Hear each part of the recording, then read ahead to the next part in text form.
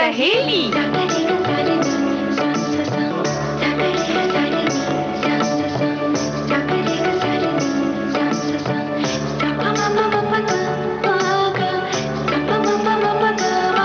सखी सहेली।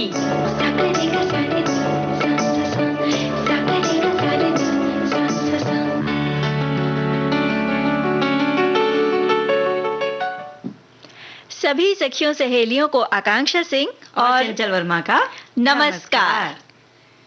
कैसी हो आकांक्षा?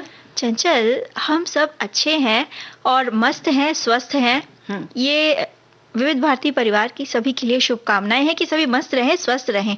लेकिन फिलहाल ये बताएं कि आज के मेनू में क्या है? बिल्कुल, आज की सखी सहेली में सबसे पहली बात तो बुधवार का दिन है, तो नेत्री धारावाहिक हमारे श्रोता सुन सकेंगे। जी, और साथ ही साथ आज है विश्व विज्ञान दिवस, तो हम थोड़ी बात उस विषय में करेंगे। और बात होगी एक वीरांगना की, स्वतंत्रता सेनानी महिला की, तो वो होंगी आबादी बानो बेगम। बिल्कुल। और चंचल, छठ पूजा का पर्व इन दिनों मनाया जा रहा है। आस्था और प्रकृति पर्यावरण से जुड़ा ये पर्व है, इसकी बातें होंगी। लेकिन सभी को शुभकामनाएं देते हुए शुरुआत इस गीत से करते हैं। इतने बड़े जहां में दिल तुझको अकेला छोड़ूं कैसे, तुझको अकेला छोड़ूं कैसे, तुझको नादान लोग बेगाने इन संग नाता जोड़ूं कैसे, इन संग नाता जोड़ूं कैसे, इन संग।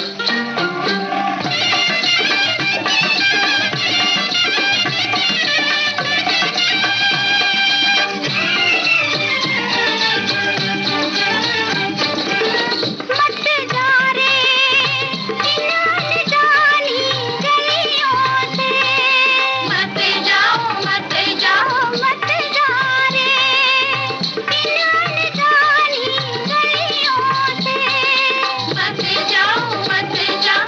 बचियो रे दुनिया वाले छलियों से, बचियो रे बचियो।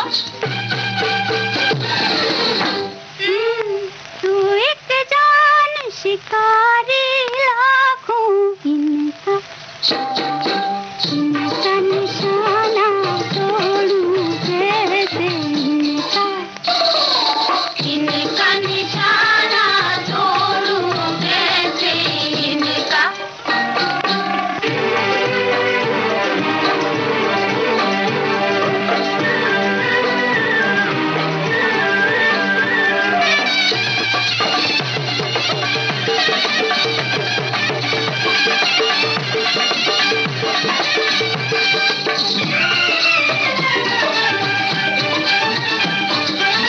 हाय न माना जालिम गैर का हो ही गया, हो गया रे हो गया। हाय न माना जालिम गैर का हो ही गया, हो गया रे हो गया।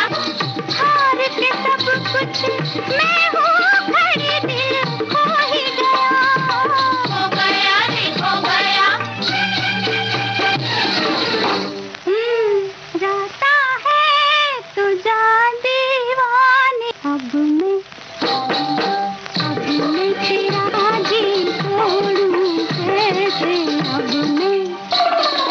अब मैं तेरा दिल तोड़ूं कैसे, अब मैं। कितने बड़े जहां में दिल तुझको अकेला छोड़ूं कैसे, तुझको। चंचल भाई, त्योहारों का जब समय आता है तब ऐसा लगता है ना कि पूरा परिवार साथ में रहे, बिल्कुल, किसी कोई को अकेला अकेला। नहीं हाँ, होता, हाँ। बिल्कुल बिल्कुल। तो हम छठ पूजा की बात कर रहे थे, सभी को हमने शुभकामनाएं दी। ये जो छठ पर्व है, इसे षष्ठी पूजा भी कहा जाता है या सूर्य षष्ठी पूजा भी कहा जाता है। कार्तिक शुक्ल पक्ष को मनाया जाने वाला पर्व है। सूर्य की उपासना का ये अनुपम पर्व मुख्य रूप से बिहार, झारखंड, पूर्वी उत्तर प्रदेश और नेपाल के तराई क्षेत्रों में मनाया जाता है। और चंचल, ये ऐसा पर्व है जो वैदिक काल से चला आ रहा है, यानी बिल्कुल सही। काफी पुरानी प्रथा है ये। इसमें वैदिक आर्य संस्कृति की छोटी सी झलक भी दिखाई देती है। और ये पर्व मुख्य रूप से ऋषियों द्वारा लिखे गए ऋग्वेद में सूर्य पूजन, उषा पूजन और आर्य परंपरा के अनुसार मनाया जाता है। मतलब ये एक बहुत प्राचीन पर्व जी। से हम कह सकते हैं, जो कि प्रकृति से, पर्यावरण से जुड़ा है। छठ पूजा सूर्य, उषा, प्रकृति, जल, वायु और उनकी सूर्य की जो बहन कही जाती है छठी मैया, उनको समर्पित पर्व है। इसमें कोई मूर्ति पूजा जैसी चीज शामिल नहीं, क्योंकि प्रकृति का पूजन है। और इस त्योहार के जो अनुष्ठान हैं बहुत अलग तरह के होते हैं, जिसमें पवित्र स्नान, उपवास, व्रता यानी कि पानी नहीं पिया जाता, जी। 36 घंटे का उपवास रखा जाता है। निर्जला व्रत कहते हैं जिसे। हाँ। और लंबे समय तक जब अर्घ्य देते हैं तब पानी में खड़े रह के जी, अर्घ्य वो देना पूरी शामिल होता है। पूजा जो होती है वो जल में खड़े होकर ही की जाती हाँ। है। और छठ पर्व के लिए ये जरूरी नहीं कि कोई स्त्रियां ही करेंगी, पुरुष करेंगे, सभी इस व्रत को, पूजन को कर सकते हैं। और हम कह सकते हैं कि प्रकृति की पूजा है। और जो प्रकृति, जो 5 तत्वों से मिलकर हमारा जी। शरीर बना है, जल, वायु, अग्नि, पृथ्वी, तो इसी तरह से 5 तत्वों की पूजा होती है। हम पृथ्वी पर खड़े रहते हैं, थोड़े पानी में डूबे हुए होते हैं, तो उनको हम स्पर्श कर रहे होते हैं। और अग्नि तत्व हमारे सूर्य यानी देव कि हैं, सूर्य, उनकी हाँ। पूजा, तो 5 तत्वों की पूजा है। क्योंकि पर्यावरण मिला है, 5 तत्वों से मिलके हमारा शरीर मिला है, तो शरीर भी स्वस्थ रहे, पर्यावरण भी स्वस्थ रहे। और ऐसा माना जाता है कि जिस तरह से दिवाली के समय हम घरों की साफ सफाई करते बिल्कुल। हैं, षष्ठी पर्व से पहले जो नदी हैं, तालाब हैं, उनकी भी पूरी साफ सफाई की जाती है। जी, और इस पर्व का जो एक वैज्ञानिक दृष्टिकोण भी है, उस अगर वैज्ञानिक दृष्टिकोण से देखा जाए तो षष्ठी तिथि को एक विशेष खगोलीय परिवर्तन होता है। इस समय सूर्य की जो पराबैंगनी किरणें हैं, यानी अल्ट्रावायलेट रेज जिसे कहते हैं, पृथ्वी की सतह पर सामान्य से कुछ अधिक मात्रा में एकत्र हो जाती हैं, ऐसा वैज्ञानिकों का मानना है। और इस पर्व पालन से सूर्य की जो पराबैंगनी किरणों के जो हानिकारक प्रभाव होते हैं, उनसे जो जीव जंतु मनुष्य हैं उनकी रक्षा होती है। चलिए इस बात पे थोड़ा सा प्रकाश डालते हैं। सूर्य के प्रकाश के साथ उसकी पराबैंगनी किरणें भी चंद्रमा और पृथ्वी पर आती हैं। सूर्य का प्रकाश पृथ्वी पर पहुंचकर वायुमंडल में मिलता है। फिर वायुमंडल में प्रवेश करने पर उसे आयन मंडल मिलता है। जी। पराबैंगनी किरणों का उपयोग करके वायुमंडल अपने ऑक्सीजन तत्व में इसे मिलाकर उसे एलोट्रॉप ओजोन में बदल देता है। इस क्रिया के कारण सूर्य की पराबैंगनी किरणें यानी कि जो अल्ट्रावायलेट रेज हैं, उनका अधिकांश भाग है वो वायुमंडल में ही समाप्त हो जाता है और पृथ्वी तक बिल्कुल ना के बराबर पहुंच पाता है। मनुष्य या जो अन्य जीव जंतु हैं जो पृथ्वी पर हैं, इन पर कोई बहुत ज्यादा हानिकारक प्रभाव नहीं पड़ पाता है। और फिर धूप से जो हानिकारक है, कीटाणु हैं, वो भी मर जाते हैं, जिससे मनुष्य जीवन को बहुत ज्यादा लाभ पहुंचता है। और ज्योतिषीय गणना की अगर हम बात करें तो क्योंकि छठी का दिन होता है, षष्ठी पर्व छठ का दिन होता है, तो इससे छठ पर्व या षष्ठी पर्व, सूर्य षष्ठी, इन नामों को दिया गया है। और ये जो पर्व है भाई दूज के तीसरे दिन से शुरू होता है। तो जो पहला दिन होता है उसे नहाए खाए कहते हैं। उस दिन सेंधा नमक और घी से बना अरवा चावल और कद्दू की सब्जी को प्रसाद के रूप में ग्रहण किया जाता है। और इसके बाद उपवास शुरू हो जाता हाँ, है। उसके अगले दिन से उपवास की शुरुआत होती है। तो जो व्रत है उसमें दिन भर अन्न जल त्याग कर शाम को सूर्यास्त के बाद खीर का प्रसाद ग्रहण किया जाता है। और ये जो दूसरा दिन है इसे खरना कहते हैं। और जो तीसरा दिन होता है तो डूबते सूर्य को अर्घ्य अर्पण करते हैं। और जो तीसरा दिन है संध्या अर्घ्य, जब सूर्य को अर्पण करते हैं तो उसे संध्या अर्घ्य का नाम दिया गया है। और फिर इसके बाद आती है सप्तमी तिथि, यानी कल का दिन, जब उगता हुआ सूर्य होता है, जो उषा काल होता है, उस समय अर्घ्य देकर इस जो व्रत पूजन या जो भी है, ये इस अनुष्ठान को, आस्था के इस पर्व का, इसका समापन होता है। बिल्कुल, ये इस पूरे पर्व के दौरान, पूजा के दौरान पवित्रता का विशेष ध्यान रखा जाता है।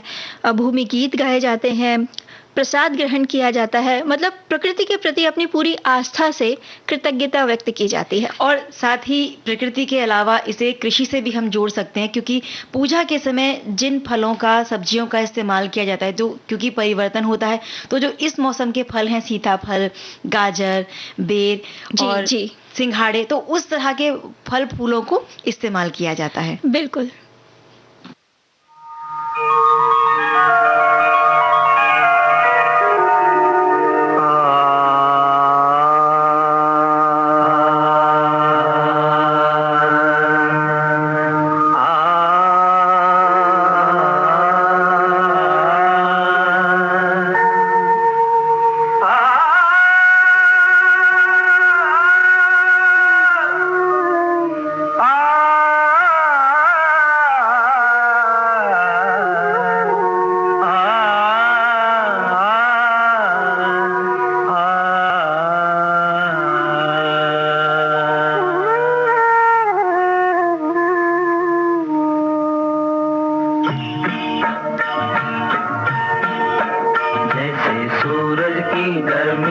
जलते हुए तन को मिल जाए सरोवर की छाया, सूरज की गर्मी से जलते हुए तन को मिल जाए सरोवर की छाया, ऐसा ही सुख मेरे मन को मिला है मैं जब से शरण तेरी आया मेरे राम।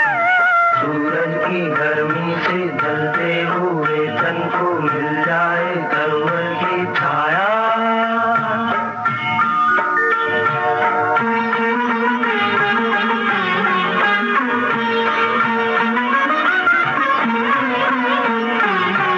भटका हुआ मेरा मन था कोई मिलना रहा था सहारा, भटका हुआ मेरा मन था कोई मिलना रहा था सहारा, लहरों से लड़ती हुई नाव को, लहरों से लड़ती हुई नाव को जैसे मिलना रहा हो किनारा, मिलना रहा हो किनारा, उस लड़खड़ाती हुई नाव को जो किसी ने किनारा दिखाया, ऐसा ही सुख मेरे मन को मिला है मैं जब से शरण तेरी आया मेरे राम। सूरज की गर्मी से जलते हुए तन को मिल जाए सरोवर की छाया।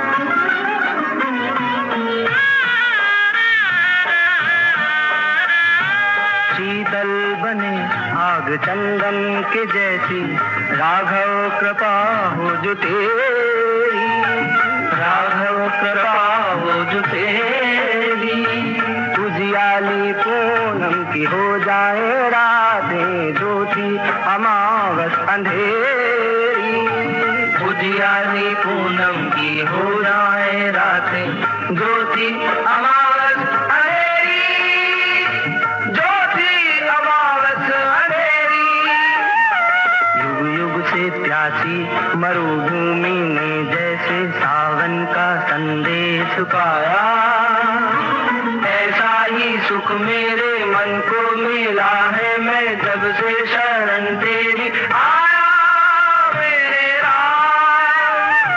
सूरज की गर्मी से जलते हुए तन को मिल जाए सरोवर की छाया।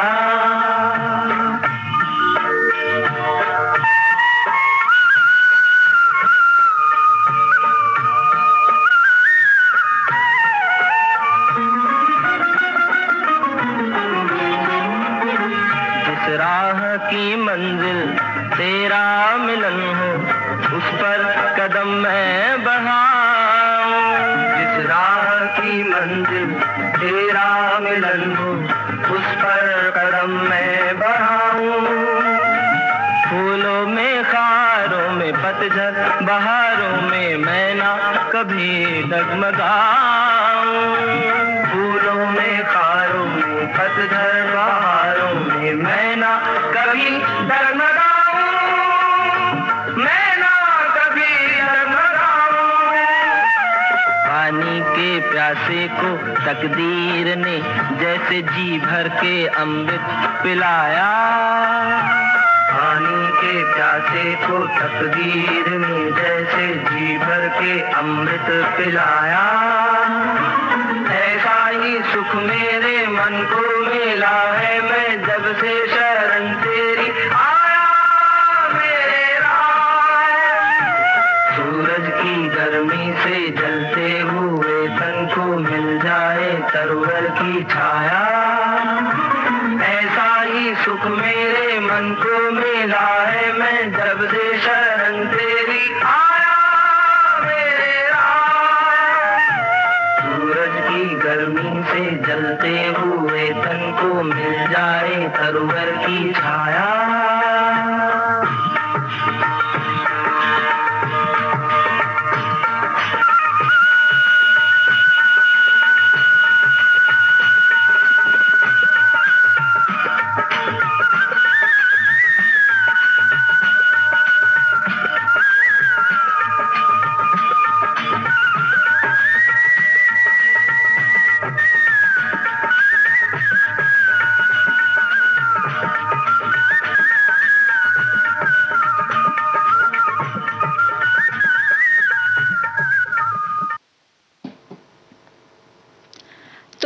चंचल, आगे बढ़ते हैं और धारावाहिक नेत्री के अंतर्गत आज हम सुनेंगे छत्तीसगढ़ से राज्यसभा सांसद छाया वर्मा से शाइना एनसी की बातचीत। तो देखते हैं क्या बोलती हैं। शायद ही ऐसा कोई क्षेत्र होगा जहां महिलाओं ने अपना हाथ ना आजमाया हो। कभी डॉक्टर, कभी इंजीनियर और कभी पूरे देश का नेतृत्व करने वाली, लेकिन समाज उनकी भूमिका और उनके बलिदानों को नजरअंदाज करता आया है। इन सब चुनौतियों के बावजूद भी वह इसका डटकर सामना करती है और सफलता की बुलंदियों को छूती हैं। इन्हीं सब चुनौतियों से उभर कर राजनीति में अपनी पहचान बनाने वाले महिलाओं पर आधारित है हमारा कार्यक्रम नेत्री, महिला सांसद और उनकी कहानियां।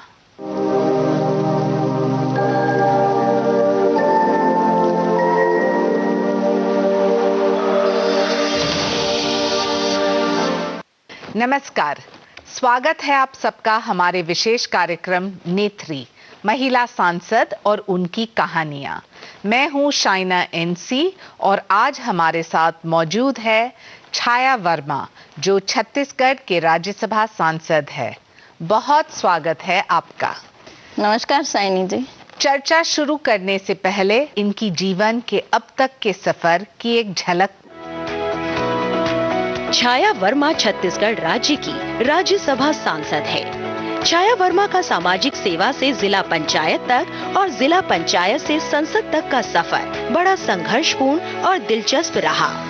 1982 में छाया वर्मा अपने पति डॉक्टर दयाराम वर्मा के साथ गांव में रहने आई।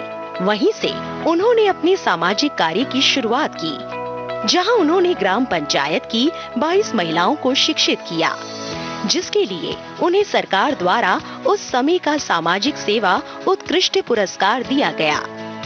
छाया वर्मा का जन्म 18 मई 1962 को रायपुर छत्तीसगढ़ में श्री रतनलाल टिकरिहा और गीता टिकरिहा के घर हुआ। छाया वर्मा ने MA RMP की डिग्री पंडित रविशंकर शुक्ल विश्वविद्यालय रायपुर छत्तीसगढ़ से विवाह के बाद प्राप्त की। जून 2016 में उन्हें राज्यसभा द्विवार्षिक चुनावों के लिए पार्टी के उम्मीदवार के रूप में घोषित किया गया। 3 जून 2016 को वो निर्विरोध चुनी गई।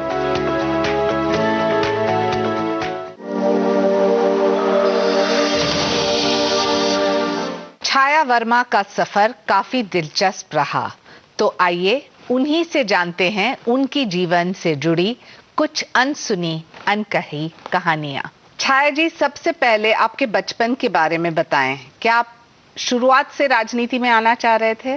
कुछ बोलने से पहले मैं एक पंक्ति जरूर याद करना चाहूंगी मैथिली शरण गुप्त जी की, कि अबला जीवन हाय तुम्हारी यही कहानी, आंचल में है दूध आंखों में पानी। ये उस समय कही गई थी, लेकिन आज समय बदला है। आज उसको मैं इस तरह से कह सकती हूँ कि सबला बनकर लिखो रोज एक कहानी, मन में हो विश्वास बनो स्वाभिमानी दृढ़ अभिमानी। बचपन तो मेरा बहुत ही अच्छा था, संघर्ष भरा रहा। मेरे पिताजी टीचर थे और मैं उनकी सबसे पहली संतान थी। क्योंकि गांव में उनकी पोस्टिंग थी, तो गांव में प्राइमरी स्कूल बस था, तो मैंने 5वीं तक की कक्षा गांव में प्राप्त की। उसके बाद मेरे बड़े पिताजी एग्रीकल्चर में विभाग में थे, शहर में थे, तो फिर मैंने दुर्ग और राजनांदगांव में अपने कॉलेज की पढ़ाई राजनांदगांव में की। लेकिन आप एक कृषि परिवार से आते हैं, तो क्या एक अपेक्षा होती है कि एक लड़की इतना ही पढ़ के फिर उनका ब्याह हो जाएगा और फिर वो घर जाएगी ससुराल, यही एक लक्ष्य था, या किसी ने सोचा था कि आप संसद तक पहुंच जाएंगे? देखिए, संसद तक तो पहुंचने के लिए किसी ने नहीं सोचा था, स्वयं मैंने भी नहीं सोचा था कि यहाँ तक मैं पहुंचूंगी। लेकिन हाँ, मन में लगे रहता था कि कहीं ना कहीं मुझे उस जगह पे पहुंचना है जहाँ पर लोग मुझे जाने, लोग मेरी पहचान लोगों के बीच हो, ये मेरे मन में हमेशा रहता था, बचपन से ही था। और जब मैं कॉलेज में गई तो वहाँ भी मैंने CR रहा, कॉलेज में क्लास की रिप्रेजेंटेटिव रही, और हमेशा लोगों का अटेंशन मैं चाहती थी कि मैं कुछ ऐसा करूं कि लोग मुझे ध्यान में रखें। तो ये मेरी बचपन से ही ख्वाहिश थी, इच्छा थी। और कृषि परिवार से होने के कारण खेती किसानी और गांव का परिवेश, गांव का वातावरण, और पहले जमाने में मैडम जब मैं 12वीं पढ़ रही थी तभी मेरा रिश्ता आना शुरू हो गया था। अच्छा। मेरे पिताजी कहते थे कि 12वीं पढ़ ली लड़की, अब इसकी शादी कर देंगे, हमें तो नौकरी कराना नहीं है, बेटियों का खाना नहीं है।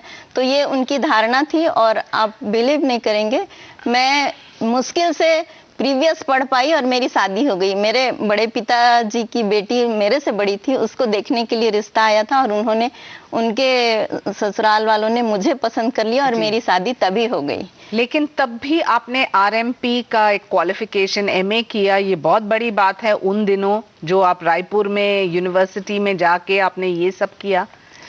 निश्चित रूप से इसके लिए तो मैं अपने पतिदेव का ही सहयोग और उनका समर्थन रहा कि पढ़ने के शादी के बाद मैंने पढ़ाई जारी रखा।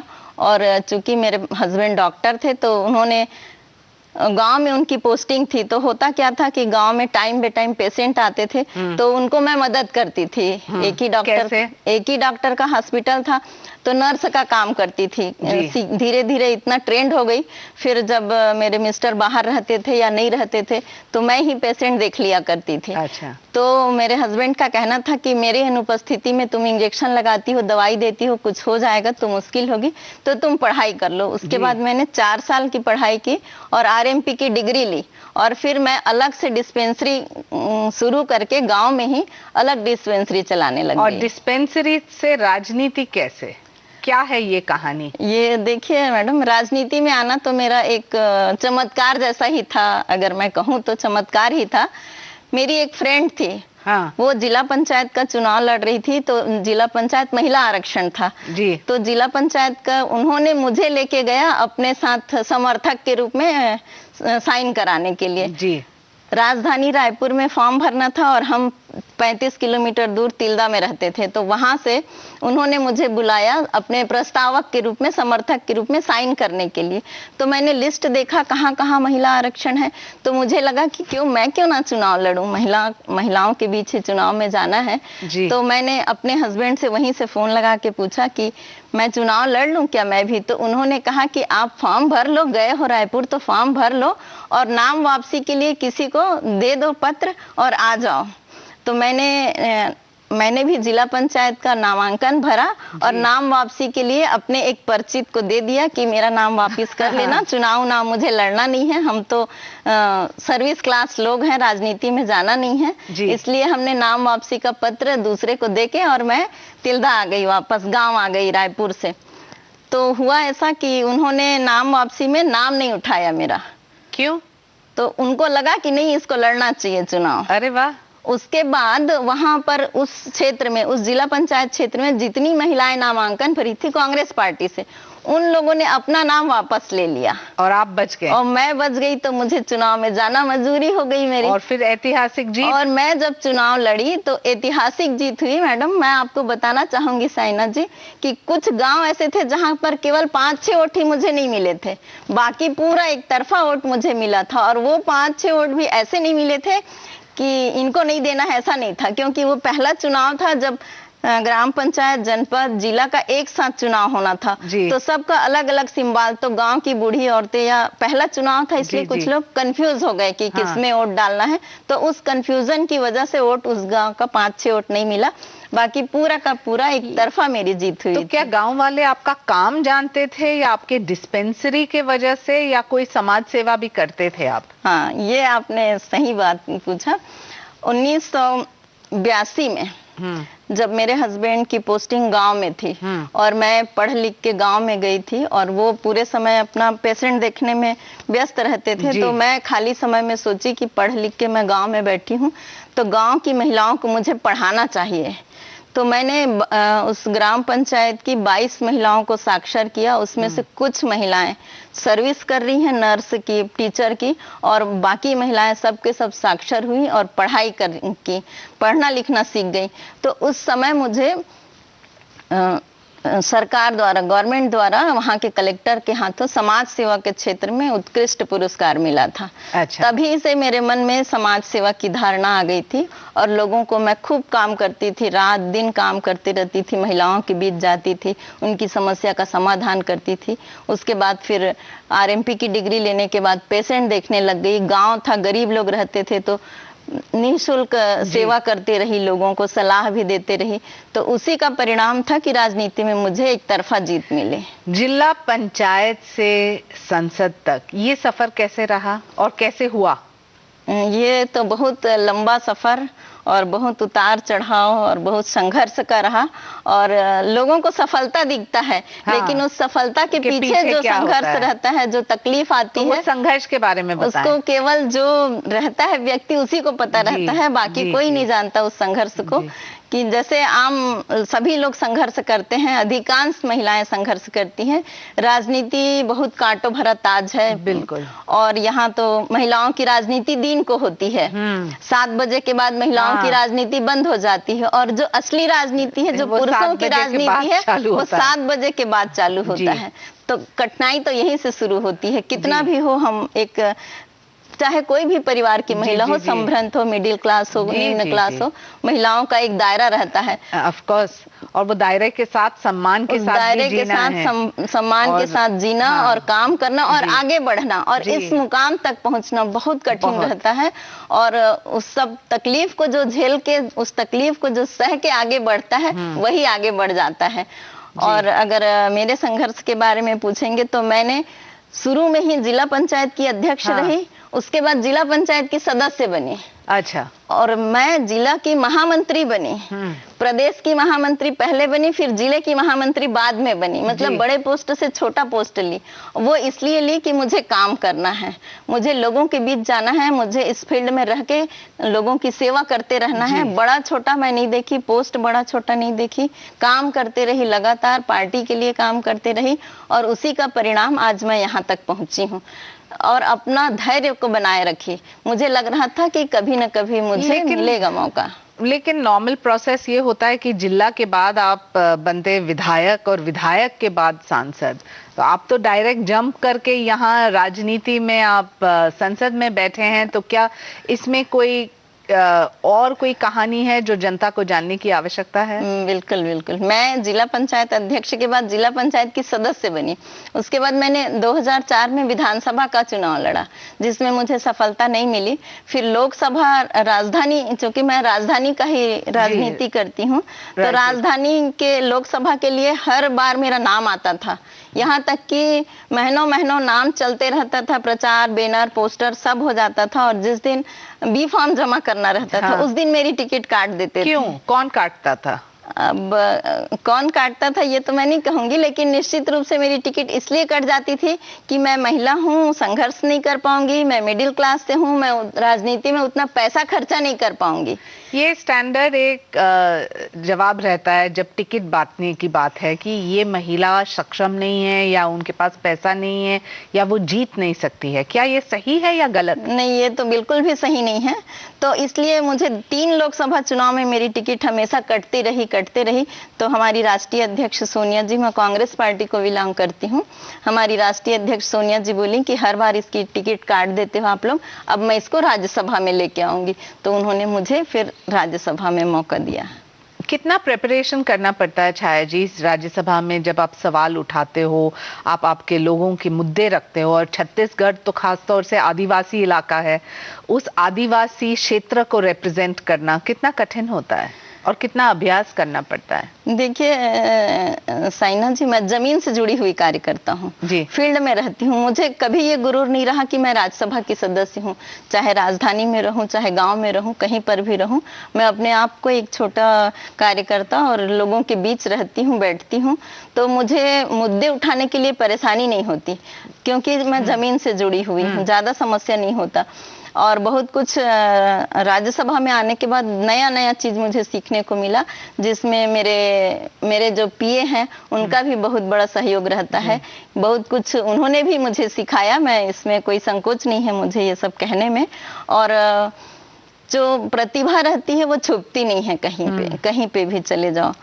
तो ये मेरा रहा। आपको मैं बताना चाहूंगी कि जब 2 साल का मेरा कार्यकाल पूरा हुआ तो मुझे लोकसभा और राज्यसभा दोनों मिला के सर्वश्रेष्ठ महिला सांसद का लोकमत की तरफ से अवार्ड मिला था। और जब 4 साल का कार्यकाल हुआ राज्यसभा का तो लोकसभा और राज्यसभा दोनों में मिला के, पूरे उसमें मिला के मुझे सर्वश्रेष्ठ सांसद जो 10 लोग थे उसमें एक मैं भी थी। तो अभिनंदन आपको। जी जी। और उम्मीद करते हैं कि ऐसे ही आप आगे बढ़ते जाएं। छाया जी, आपको प्रेरणा कहाँ से मिलती है? मैंने एक पंक्ति पढ़ रखा है जी कि देवियां देश की जाग जाए, अगर युग स्वयं ही बदलता चला जाएगा। बहुत काफी लंबा कविता है ये, मैं बस एक पंक्ति ही आपको बताना चाहूंगी। मुझे ऐसा लगता है कि मैं खुद अनुभव की हूँ कि जब से ये पंचायती राज आया है, राजीव जी ने महिलाओं को पंचायतों में आरक्षण दिया नीचे स्तर का, तब से मुझे लगता है कि भारत देश में भ्रष्टाचार कम हुआ है।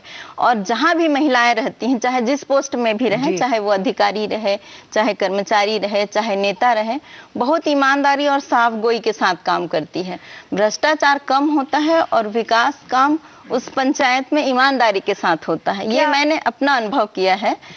अपवाद तो खैर सब जगह रहता है, थोड़ा बहुत सब जगह रहता है, लेकिन ज्यादातर महिलाएं ईमानदारी के साथ काम करती हैं। लेकिन क्या आपको लगता है महिला का समर्थन करती है? आपने तो कुछ अलग ही प्रश्न कर दिया साइना जी।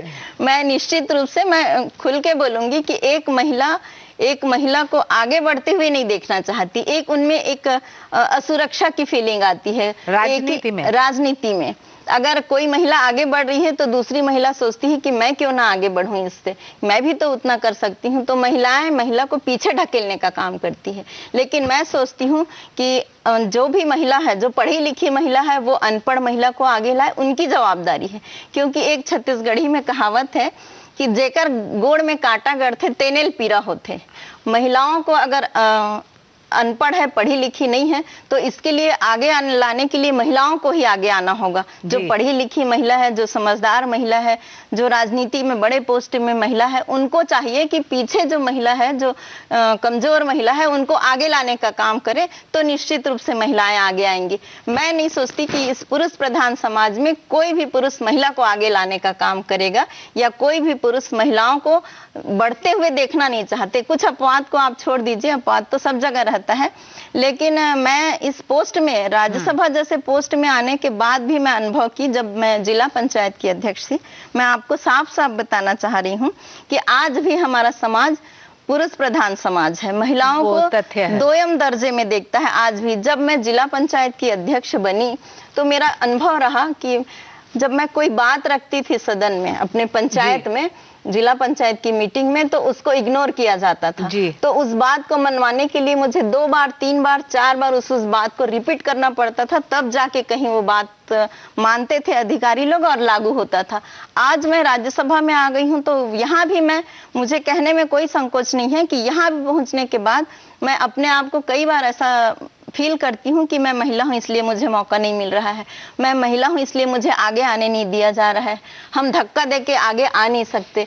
तो महिलाओं को तो दोयम दर्जा आज भी है। भले बड़ी बड़ी बात कर लें पुरुष प्रधान समाज, भले कितना भी हम नारे लगा लें, दुनिया भर की बात कर लें, लेकिन मेरा अपना अनुभव है कि आज भी महिलाओं को दोयम दर्जे के साथ देखा जाता है। तो जो आपके छत्तीसगढ़ रायपुर के जो लोग इस कार्यक्रम को देख रहे हैं, आप उनको क्या संदेश देना चाहते हैं? वो महिला जो झिझक रही है, बोल रही है कि हमें भी आपके जैसे, छाया वर्मा के जैसे बनना है, लेकिन बहुत कठिन है ये सफर, उनके लिए आप क्या बोलना चाहेंगे? देखिए, मैं महिलाओं के लिए यही संदेश देना चाहूंगी कि आपको जो फील्ड पसंद हो, मैं नहीं कहती कि आप राजनीति में ही आओ, आपको जो फील्ड पसंद हो, आप डॉक्टर बनना चाहें, इंजीनियर बनना चाहें, जो भी बनना चाहें, आप ईमानदारी के साथ आगे बढ़ें, साफ गोई के साथ आगे बढ़ें और मेहनत करें। ईमानदारी से मेहनत करेंगे तो आपको आगे बढ़ने से कोई नहीं रोक सकता।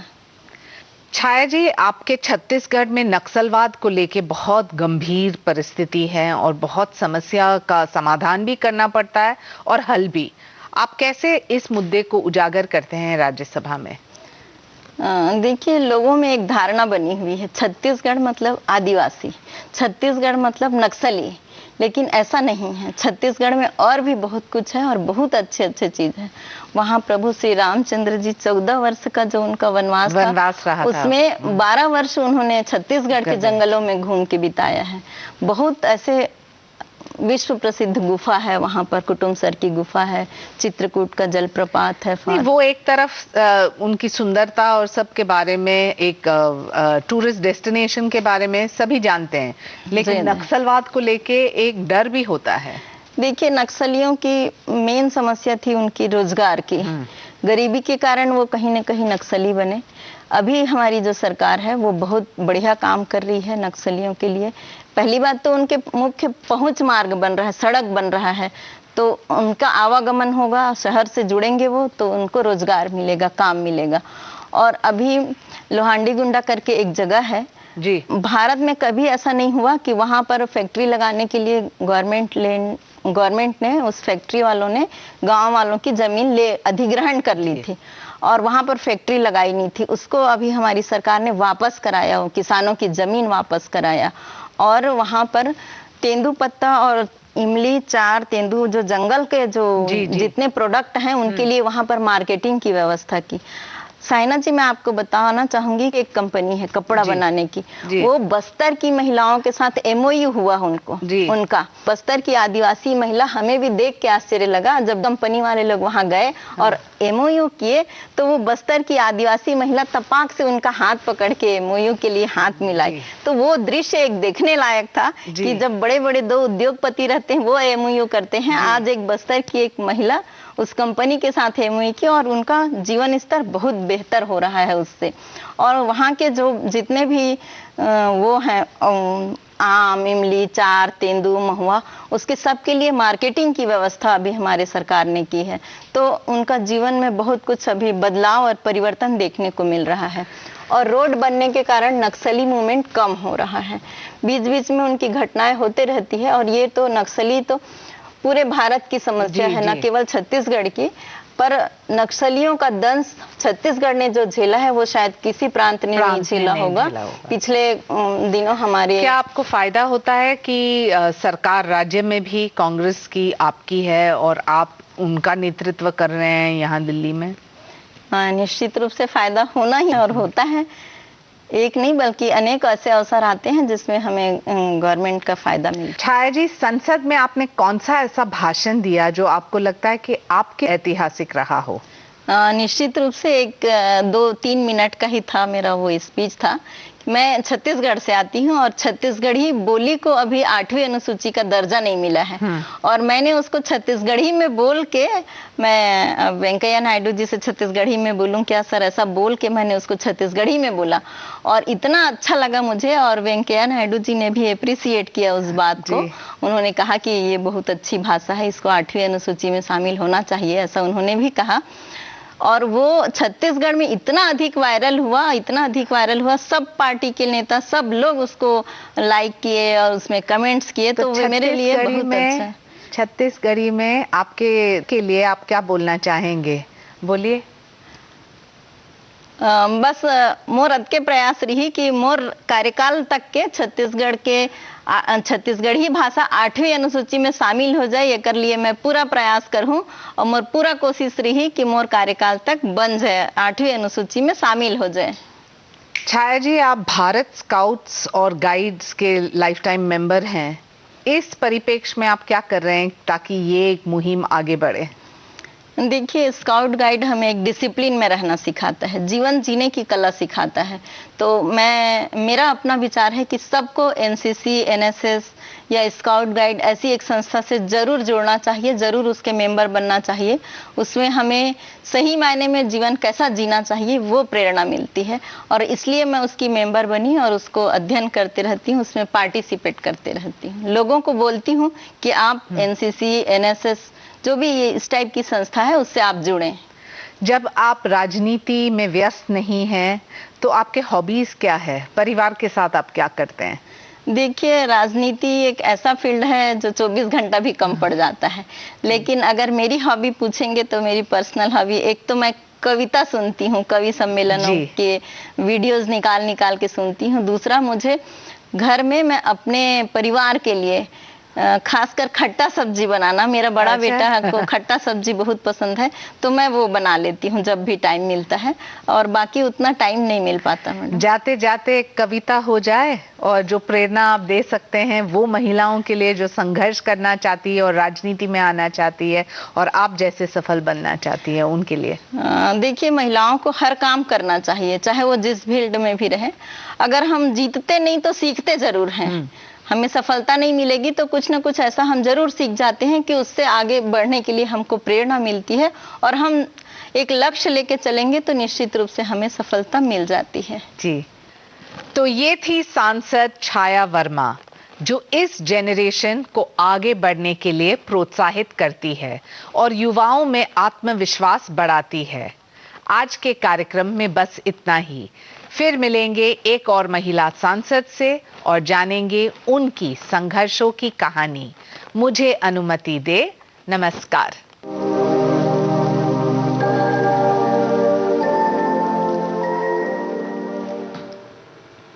छत्तीसगढ़ की राज्यसभा सांसद छाया वर्मा से शायना एनसी की बातचीत अभी सखियों ने सुनी, और वाकई में बातचीत सुन के लगा कि ये हम सबके लिए एक प्रेरणा स्रोत हैं। बिल्कुल। और अब एक गीत सुन लेते हैं।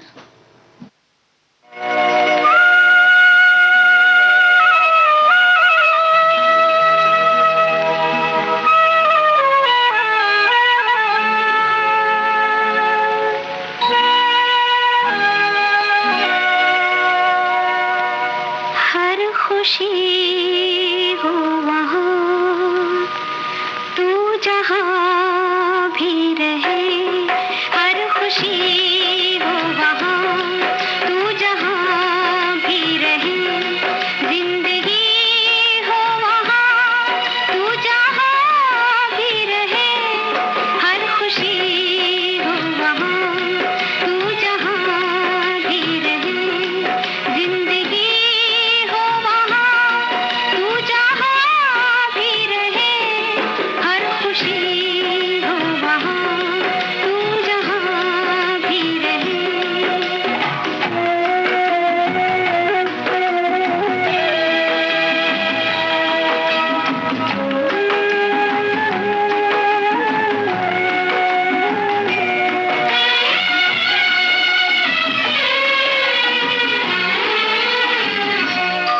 ये अंधेरे मुझे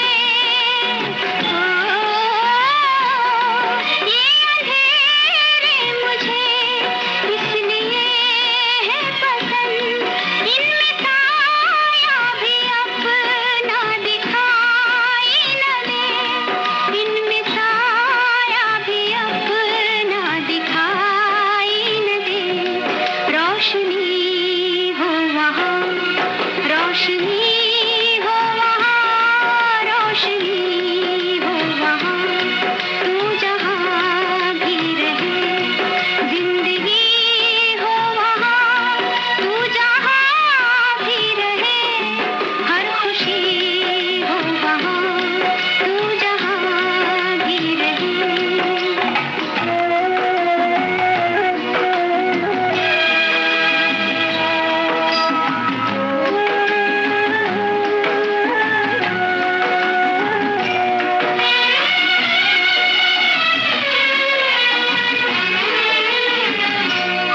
चांद धुंधला सही, चांद धुंधला सही, गम नहीं है मुझे, तेरी रातों पे रातों का साया न हो, तेरी रातों पे रातों का साया न हो, चांदनी हो वहाँ, चांदनी हो वहाँ, चांदनी हो वहाँ तू जहाँ भी रहे, जिंदगी हो वहाँ तू जहाँ भी रहे, हर खुशी हो वहाँ तू जहाँ भी रहे।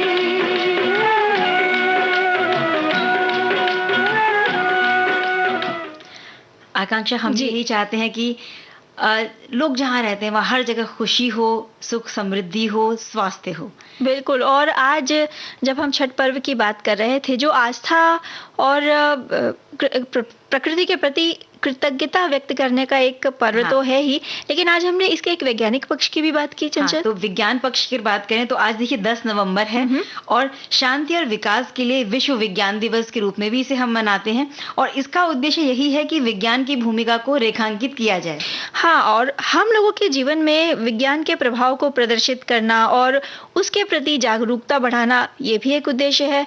साथ ही साथ विज्ञान को समाज के साथ और अधिक निकटता से जोड़कर विश्व विज्ञान का ये जो उद्देश्य है, ये सुनिश्चित करना है कि एक आम नागरिक भी अपने जो दैनंदिन जीवन है, हाँ। उसको विज्ञान से जुड़ा हुआ महसूस करे। बिल्कुल।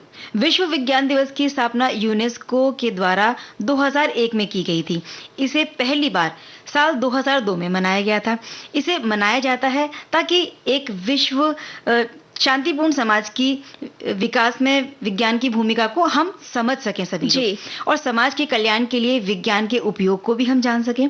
विज्ञान के सामने मौजूद चुनौतियों की तरफ हम सभी का ध्यान जा सके और वैज्ञानिक दृष्टिकोण के विकास में हम सबका योगदान मिलता रहे। बिल्कुल। और चंचल, अभी की जो परिस्थिति है, पूरा विश्व देखिए कोविड-19 महामारी से जूझ रहा है। हम इस दौर से जो गुजर रहे हैं, तो इस वैश्विक महामारी से निपटने के लिए विज्ञान और सभी वैज्ञानिक मिलकर अपनी तरफ से पूरी तरह प्रयास कर रहे हैं और उन्हें सफलता भी मिल रही है। तो संयुक्त राष्ट्र का प्रयास है कि विज्ञान के क्षेत्र को समाज के करीब लाया जाए और आवश्यक रूप से अंतर्राष्ट्रीय वैज्ञानिक सहयोग को बढ़ावा मिल सके। और ये जो कोविड-19 महामारी है, इससे निपटने के लिए अंतर्राष्ट्रीय और राष्ट्रीय वैज्ञानिक सहयोग को भी मजबूत करना बहुत ज़रूरी है। साथ ही साथ वैज्ञानिकों, नीति निर्माताओं, निजी चिकित्सकों, उद्योगों, स्वास्थ्य पेशेवरों, नागरिक समाज और बड़े पैमाने पर भी लोगों के बीच में एक संवाद होना ज़रूरी है। बिल्कुल। कोरोना के प्रसार को रोकने और महामारी से लड़ने के लिए साफ सुरक्षित पानी, साथ ही साथ स्वच्छता का जो महत्व है, उसके प्रति जागरूकता हमें बनानी होगी। यूनेस्को जल नीतियों के लिए और सभी के लिए स्वच्छ और सुरक्षित पानी और स्वच्छता तक पहुंच, मतलब वो स्वच्छता के साथ उन तक पहुंचे, ये सुनिश्चित करने की दिशा में वैज्ञानिक और तकनीकी सलाह देता है। साथ ही साथ जल संसाधनों के स्थायी प्रबंधन से जुड़ी जानकारी भी उपलब्ध कराता है। और बुडापेस्ट में 1999 में विज्ञान पर विश्व सम्मेलन हुआ था आकांक्षा, जिसमें विज्ञान और समाज के प्रति प्रतिबद्धता पर केंद्रित संगठन एक बनाया गया था। इसका उद्देश्य था कि हर साल विज्ञान और वैज्ञानिक ज्ञान पर घोषित लक्ष्यों को प्राप्ति के प्रति प्रतिबद्धता हो। साथ ही साथ 2001 में यूनेस्को द्वारा इसकी घोषणा के बाद से विश्व विज्ञान दिवस के लिए शांति और विकास, इसने दुनिया भर में विज्ञान के लिए बहुत सारी ठोस परियोजनाएं बनाई, बहुत सारे कार्यक्रम किए और इनके लिए धन भी जुटाया। इस दिवस ने संघर्ष से प्रभावित क्षेत्रों में रहने वाले वैज्ञानिकों के बीच सहयोग को बढ़ावा देने के लिए भी बहुत मदद की है। बिल्कुल। शांति और विकास के लिए विश्व विज्ञान दिवस मनाने का सबसे बड़ा कारण है भविष्य में समाज के लिए विज्ञान और वैज्ञानिकों की भूमिका और इसके महत्व को सभी आम जन भी जान सकें। साथ ही साथ नागरिकों को विज्ञान की आवश्यकता के बारे में सूचित करना भी इसका एक उद्देश्य है। यानी विश्व विज्ञान दिवस आम जनता को उनके जीवन में विज्ञान की जो प्रासंगिकता है, मतलब किस तरह वो विज्ञान का इस्तेमाल कर सकते हैं, वो दिखाने, साथ ही साथ उन्हें चर्चाओं में शामिल करने का एक अवसर प्रदान करता है। और आकांक्षा, इस तरह के जो भी कार्यक्रम है शांति और विकास के लिए एक अलग तरह का अनूठा दृष्टिकोण भी पेश करते हैं।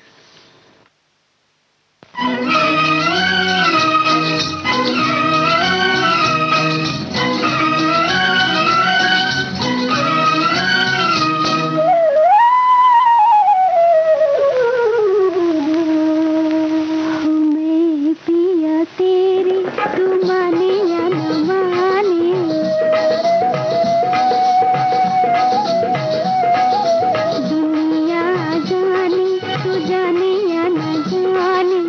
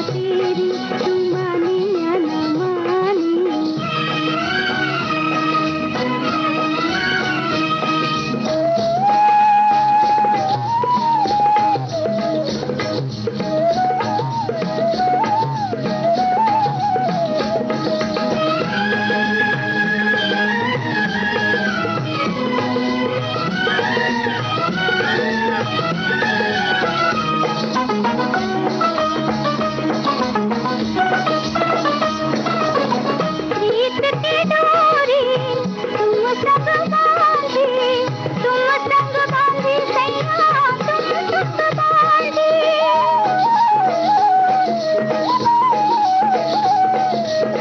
बुझने न दूंगी प्रीत का दीपक, कितनी भी आए सैया दुनिया की आंधी। मैं नहीं बदली, बदले ज़माने में, पिया तेरी तू माने या न माने।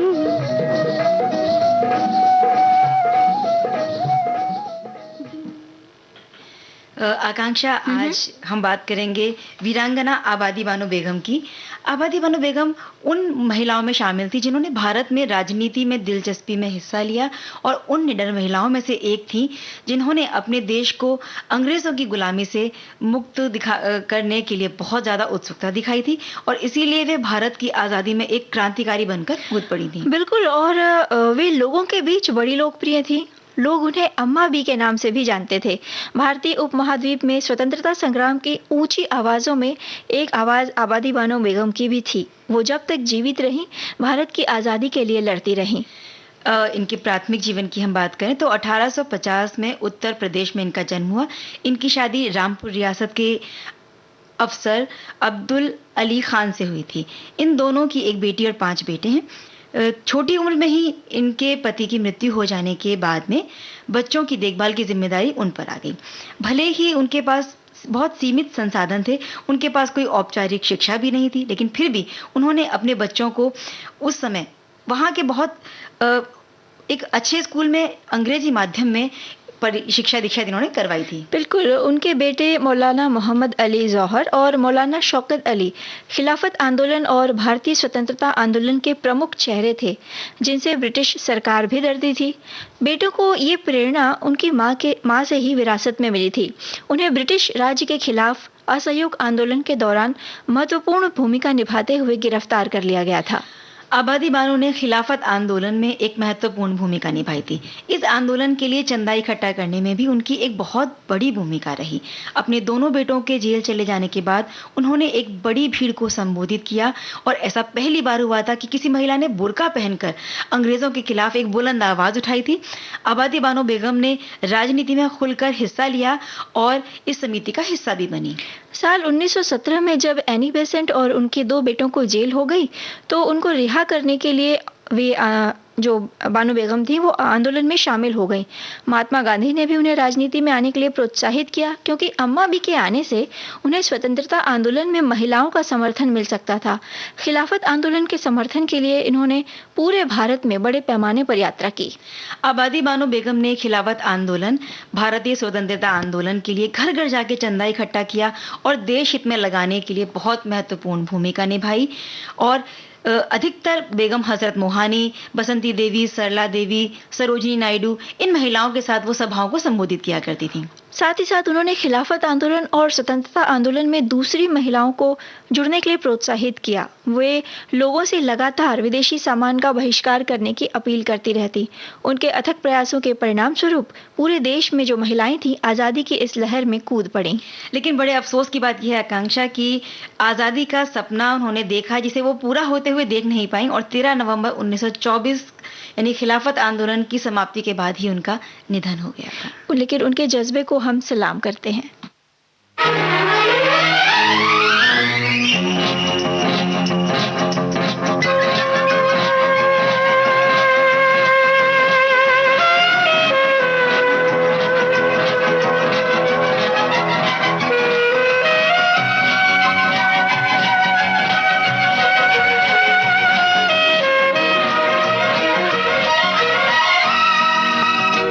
मेरा प्यार भी तू है, ये बहार भी तू है, तू ही नजरों में जाने तमन्ना, तू ही नजारों में। मेरा प्यार भी तू है, ये बहार भी तू है, तू ही नजरों में जाने तमन्ना, तू ही नजारों में, नजारों में।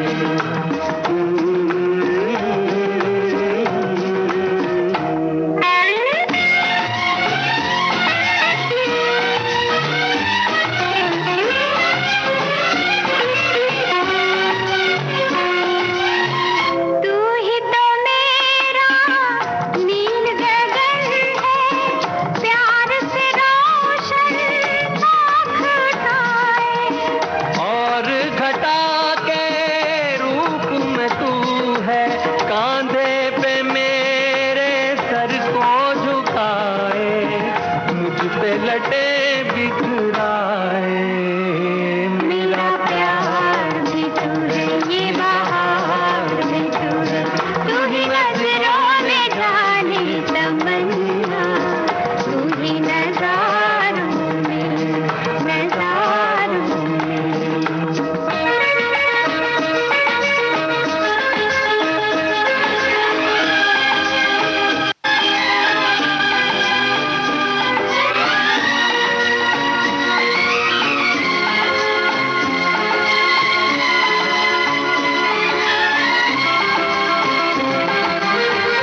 मंजिल मेरे दिल की वही है, साया जहां दिलदार है तेरा।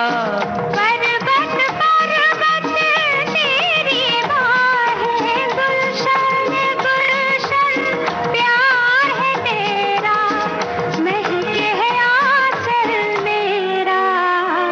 मेरा प्यार भी तू है, ये बहार भी तू है, तू ही नजरों में जाने तमन्ना, तू ही नजारों में, नजारों में।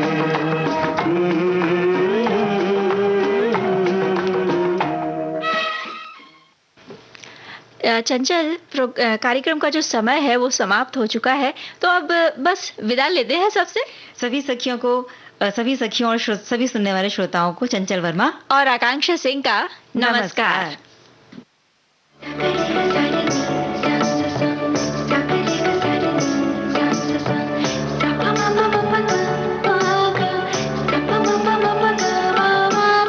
सखी सहेली।